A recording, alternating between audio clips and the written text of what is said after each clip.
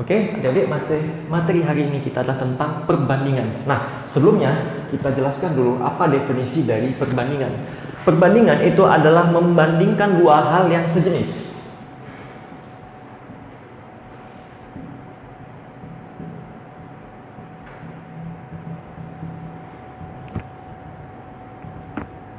Nah, perbandingan umumnya itu dibagi atas dua kelompok, yaitu perbandingan senilai dan perbandingan berbalik nilai. Nah, pertama kita bahas dulu tentang perbandingan senilai. Nah, perbandingan senilai itu adalah jika salah satu unsur angkanya naik, maka unsur yang lain nilainya juga naik.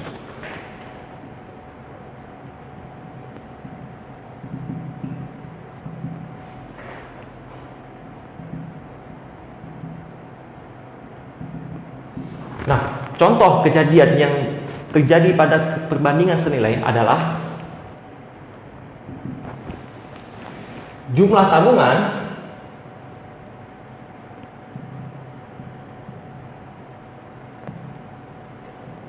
berbanding senilai dengan lamanya penyimpanan.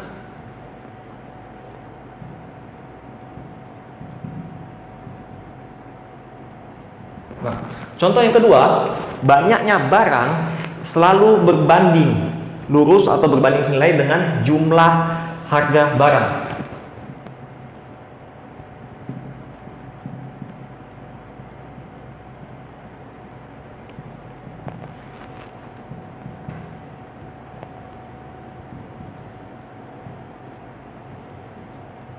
Nah, contoh ketiga yaitu adalah banyaknya jumlah pekerja dengan jumlah upah atau gaji yang diberikan.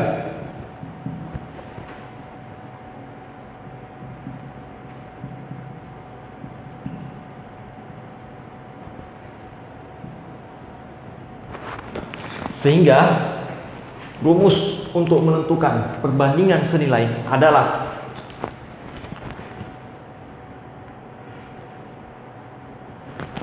A1 berbanding dengan A2. Ingat di mana A ini adalah dua unsur yang sama ya. Unsur yang sama. Contoh kita ambil contoh 1, yaitu jumlah tabungannya. Udah, kalau yang di sini berarti lama menabungnya. Udah, ini selalu berbanding lurus.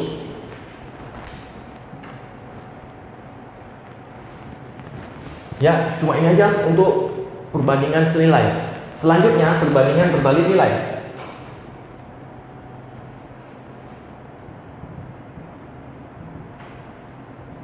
Nah, perbandingan berbalik nilai yaitu jika salah satu unsur yang naik, maka unsur yang lain itu turun.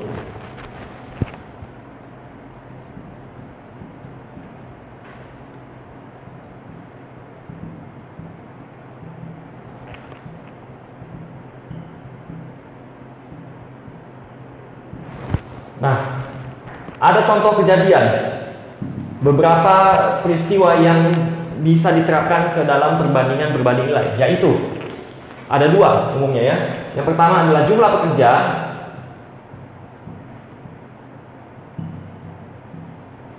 itu berbanding terbalik dengan waktu penyelesaian.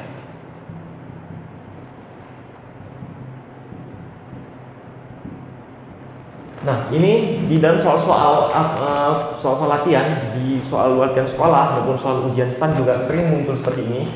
Ya, logikanya seperti ini. Semakin banyak jumlah pekerjanya, berarti jumlah waktu selesainya bangunan yang dikerjakan itu semakin cepat.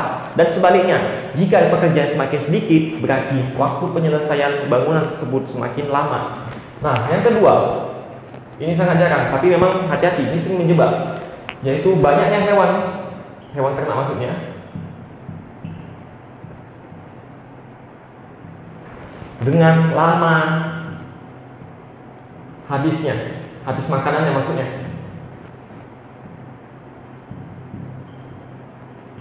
Nah, jadi contoh kecilnya seperti ini. Jika kita punya satu karung persediaan makanan untuk ternak, dan ada jumlah hewannya misalnya 10 ekor, maka biasa ditargetkan untuk 1 bulan. Tapi jika jumlah hewan ternaknya menambah, artinya dalam satu karung makanan itu yang disediakan itu pasti habisnya tuh kurang dari 1 bulan. Tapi jika misalnya hewan tersebut banyak yang mati, dan ternaknya makin dikit, berarti habisnya stok makanan dalam 1 karung itu bisa lebih dari 1 bulan. Nah, begitulah kira-kira contohnya. Nah, sehingga rumus untuk perbandingan bernilai adalah seperti ini. Kalau tadi di perbandingan senilai itu A1 per A2 sama dengan B1 per B2, ingat yang unsur yang sama, yang satu itu sebaris. Kalau ini kita buat menyilang A1, nah unsur lainnya itu di sini. Nah, berarti di sini yang A2, unsur yang lainnya itu yang dibandingkan itu di atas ini. Nah, begitu dia. Jadi buat adik-adik sebelum menyelesaikan soal perbandingan itu terlebih dulu baca terlebih dahulu apakah ini kira-kira senilai atau berbalik nilai. Itu dia. Oke adik-adik, selanjutnya materi berikutnya adalah tentang himpunan. Himpunan itu adalah kumpulan, suatu kumpulan yang terdiri atas 2, 3 atau lebih kelompok. Nah, kita di sini tidak membahas tentang bagaimana cara notasi menuliskan himpunan, bagaimana cara mendaftarkan anggota himpunan.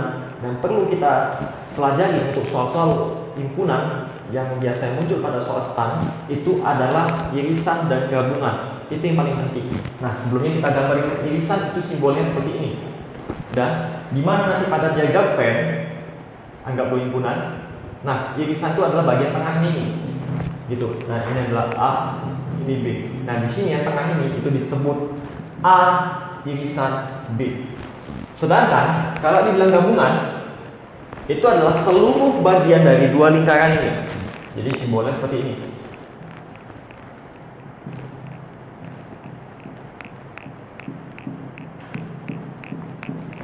Dan ini semua di sini disebut adalah A